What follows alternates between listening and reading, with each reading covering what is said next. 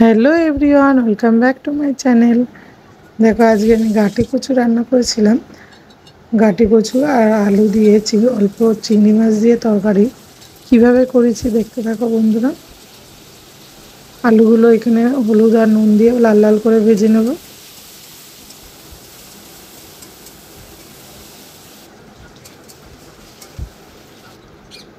তেলের মধ্যে ফোড়নে দিয়েছিলাম গরম মশলা আর গোটা জিরে। এবার আলুগুলো তো ভাজা হয়ে গেল, এইখানে দিয়ে দিলাম গাটি কচুগুলো হালকা করে ভেজে নেব নুন আর হলুদ দিয়ে।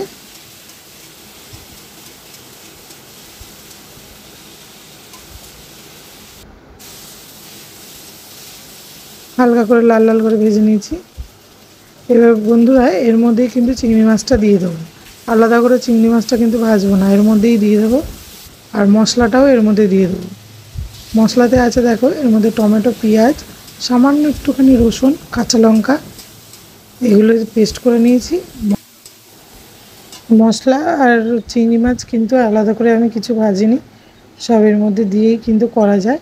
এমনি আলাদাভাবেও ভেজে করা যায়, কিন্তু এরকমও করা যায়। এটাও খারাপ হয় না, খুব ভালো হয় খেতে এরকম।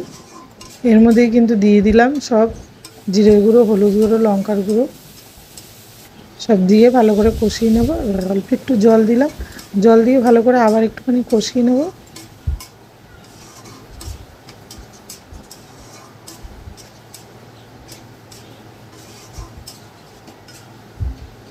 ভালো করে কষানো হয়ে গেছে, খুব সুন্দর কালার এসছে। এইভাবে করলে এই সবজিটা কিন্তু খুব ভালো লাগে খেতে। এবার আলুগুলো দিয়ে দিলাম, ভাজা আলুগুলি ভালো করে কষিয়ে এবার জল দিয়ে দেবো। ভালো করে যে জাল জাল হয়ে গেছে, গাটি আলুগুলোও সিদ্ধ হয়ে গেছে।